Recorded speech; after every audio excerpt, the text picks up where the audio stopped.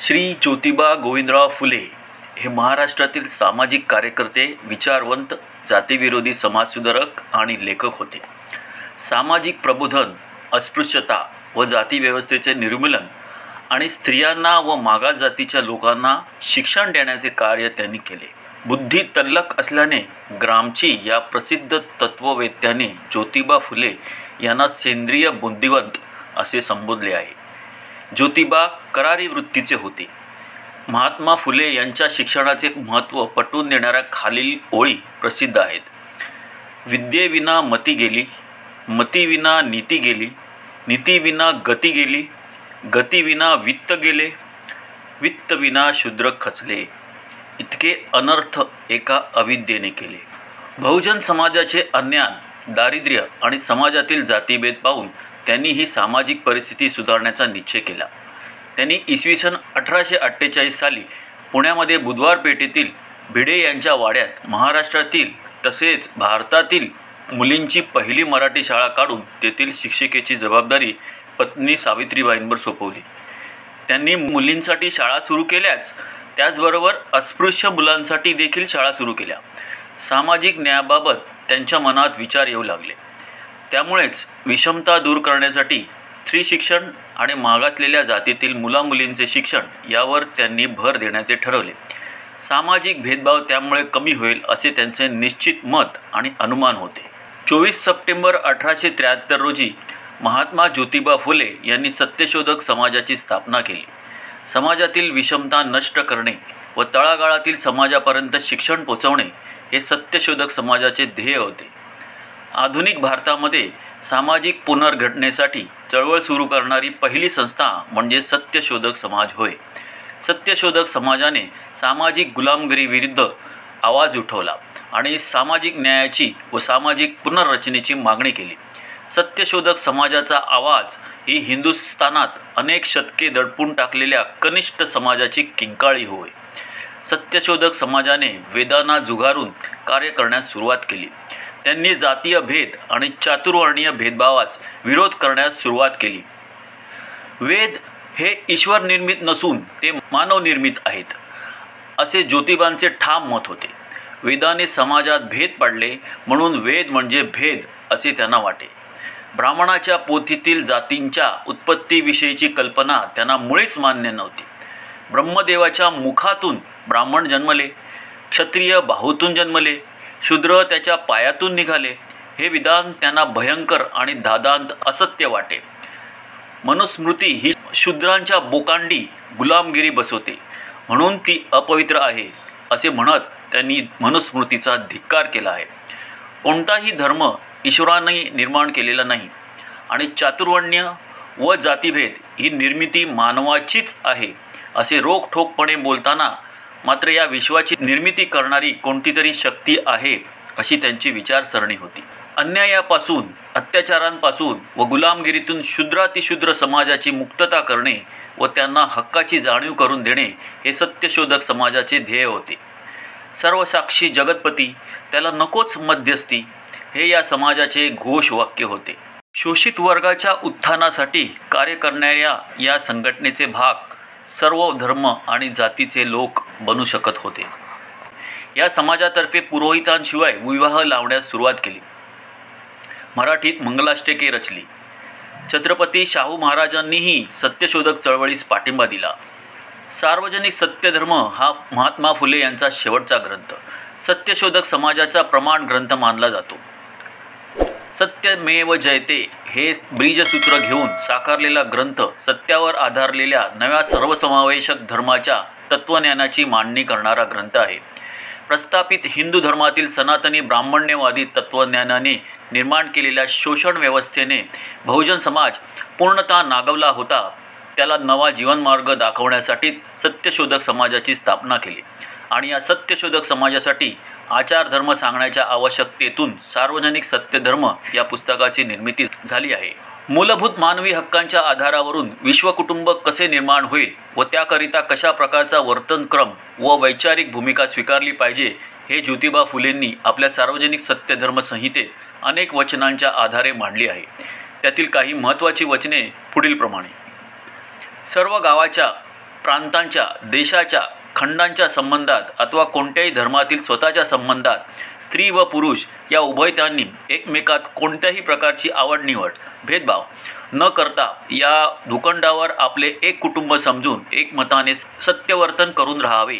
आपणा सर्वांच्या निर्माणकर्त्याने एकंदर सर्व प्राणीमात्रांना उत्पन्न करतेवेळी मनुष्यास जन्मताच स्वतंत्र प्राणी म्हणून निर्माण केले आहे आणि त्यास आपापसात साऱ्या हक्कांचा उपभोग घेण्यास समर्थ केले आहे. सर्व स्त्री पुरुषांस धर्म व राजकीय स्वतंत्रता दिली आहे. जो आपल्यापासून दुसऱ्या एखाद्या व्यक्तीस कोणत्याही तऱ्हेचे नुकसान देत नाही अथवा जो कोणी आपल्यावरून दुसऱ्या मानवाचे हक्क समजून इतरांना पीडा देत नाही त्याला सत्यवर्तन करणारा म्हणावे. आपल्या सर्वांच्या निर्मिकाने एकंदर सर्व स्त्री पुरुषांस एकंदर सर्व मानवी अधिकारांचे मुख्य धनी केले आहे. त्यातून एखादा मानव अथवा काही मानवांची टोळी एखाद्या व्यक्तीवर जबरी करू शकत नाही. त्याप्रमाणे जबरी न करणाऱ्यास सत्यवर्तन करणारे म्हणावे. स्त्री अथवा पुरुष जे आपल्या भाऊबंदास, आपल्या सोहऱ्या धायऱ्यास आणि आपल्या इष्टमित्र साथींना मोठ्या तोऱ्याने पिढीजात श्रेष्ठ मानून आपल्यास पवित्र मानित नाहीत आणि एकंदर सर्व मानवी प्राण्यास पिढीजात कपटाने अपवित्र मानून त्यास नीच मानित नाहीत त्यास सत्यवर्तन करणारे म्हणावे. स्त्री अथवा पुरुष जे शेतकरी अथवा कला कौशल्य करून पोटे भरणाऱ्यास श्रेष्ठ मानतात परंतु शेतकरी वगैरे यांना मदत करणाऱ्यांचा आदर सत्कार करतात त्यास सत्यवर्तन करणारे म्हणावे. डॉक्टर नागनाथ कोतापल्ले म्हणतात, सार्वजनिक सत्यधर्म हे पुस्तक म्हणजे सत्यशोधकांचा आचारधर्मच होय. परंतु हा आचारधर्म कर्मकांडांच्या पातळीवरील नाही तर एकूण माणसाला सुखाकडे नेणारा, विचारशक्तीला प्राधान्य देणारा, स्वातंत्र्य, समता आणि बंधुता या मूल्यांना केंद्रवर्ती स्थान देणारा असा आहे. त्यामुळेच माणसाच्या सुखाचे चिंतन प्रकट करणारा हा ग्रंथ मौलिक आहे. महात्मा फुले यांना अखिल विश्वाला कवेत घेणाऱ्या माणसाला माणूस म्हणून प्रतिष्ठा देणारा धर्म साकारायचा होता. त्यासाठी मानवी वर्तनात म्हणजेच व्यवहारात काय आमूलाग्र बदल घडवून आणायला हवा, यासाठी मानवी स्वभाव आणि मानसिकता यात काय बदल केले पाहिजेत याबाबतही ज्योतिबांनी विपुल लेखन केले आहे. ज्योतिबांनी वेगवेगळ्या खंडातून जे विचार मांडले, मानवी जीवनाला दिशा देणारा जो उपदेश केला, त्यामुळे व त्यांच्या समतावादी दृष्टिकोनामुळे समाजाला एक नवी दिशा मिळाली. ज्योतिबा हे संशोधक नव्हते, ते पंडित नव्हते, ते भाषाशास्त्रज्ञही नव्हते, परंतु ते मूलग्राही विचारवंत होते. अवतारवादाची कल्पना त्यांना समूळ निर्मूलन करावयाची होती. पुराणात ती घुसडली गेली आहे. ज्योतिबा हे धर्मशास्त्राचे पंडितही नव्हते. तथापि चित्पावन ब्राह्मण हे आफ्रिकेतील पूर्व किनाऱ्यावरून किंवा इराण, इजिप्त किंवा पॅलेस्टाईनमधून आले असावेत हे त्यांचे विधान कोणत्याही इतिहासकाराने खोडून काढलेले नाही. उलटपक्षी काही इतिहासकार आणि संशोधक यांना ज्योतिबांच्या विधानाला पाठिंबा मिळेल असे पुरावे आढळले आहेत. महात्मा फुले यांचं समग्र लेखन आणि साहित्य हे समाजाला दिशादर्शक आणि प्रेरणादायी असंच आहे. लोकशाही राज्यव्यवस्थेत वर्तमानपत्रांचा अधिकार हा उच्चवर्णीय समाजाच्या प्रश्नांना वाचा फोडणारा होता. त्यामुळे या काळात महात्मा फुले यांनी तत्कालीन पत्रकारितेवर टीका केली. त्याचप्रमाणे पत्रकारिता कशी असावी याविषयीचा मापदंड देखील त्यांनी घालून दिला. एक मूलगामी विचारवंत म्हणून महात्मा फुले यांनी मोठी ग्रंथसंपदा निर्माण केली. त्याचबरोबर बहुजन समाजाच्या प्रश्नांना वाचा फोडण्यासाठी त्या काळामध्ये वृत्तपत्र लिखाण देखील केले. डॉक्टर बाबासाहेब आंबेडकर हे महात्मा फुले यांना आपले गुरु मानत. क्रांतिकारी व सुधारणावादी लेखक या नात्याने महात्मा फुले यांनी समग्र वाङ्मय लिहिले आहे. त्यांच्या शेतकऱ्याचा आसूड, गुलामगिरी या ग्रंथातून सामाजिक स्थिती व त्यातून बाहेर पडण्यासाठीचा मार्ग याचे समग्र चित्रण महात्मा फुले यांनी केले आहे. त्यांच्या लिखाणात तत्कालीन निद्रिस्त उपेक्षित समाजाला जागृत करून या समाजामध्ये शोषणाविरुद्ध बंड करण्याची ताकद निर्माण करण्याची क्षमता होती. यामुळेच महात्मा फुले यांचे लिखाण हे निर्विवाद क्रांतिकारी आहे. ज्योतिबा फुले यांच्या सामाजिक कार्याची दखल घेऊन त्यांना लोकांनी मुंबईतील सभेत 1888 महात्मा ही उपाधी दिली. त्यामुळे ज्योतिबा फुले हे महात्मा फुले या नावाने ओळखले जाऊ लागले. त्यांचे काही क्रांतिकारी विचार पुढीलप्रमाणे. स्वतःच्या हितासाठी काही लोकांनी काल्पनिक देव निर्माण केले आणि पाखंड रचले. मंदिरातील देवी देवता ब्राह्मण आणि पुरोहितांचा पाखंड आहे. दुनिया बनविणारा एका दगडात किंवा विशिष्ट ठिकाणापर्यंत मर्यादित कसा राहू शकतो? जर मंत्राद्वारे दगडात देव येऊ शकतो तर मंत्राद्वारे मेलेल्यांनाही जिवंत केले जाऊ शकते. वेगवेगळ्या प्रकारचे कर्मकांड, धार्मिक अनुष्ठान भोळ्या जनतेला लुटण्यासाठी बनवले गेले आहेत. समाजात असलेली धार्मिक कट्टरता आणि अंधविश्वास ही सामाजिक एकता आणि बंधुता यामध्ये असलेली सर्वात मोठी अडचण आहे. सत्यपालन हाच एक धर्म आहे, बाकीचे सर्व अधर्म आहेत. जर सर्वांना बनवणारा एक आहे आणि त्याने सर्व काही सर्वांसाठी बनवले आहे, तर मग धर्म अनेक कसे होऊ शकतात? सत्कर्म केल्याने वैभव मिळणार नाही, परंतु शांतीसुख मिळेल. तर दुष्कर्म केल्याने वैभव मिळेल, परंतु शांतीसुख मिळणार नाही, हे निश्चित.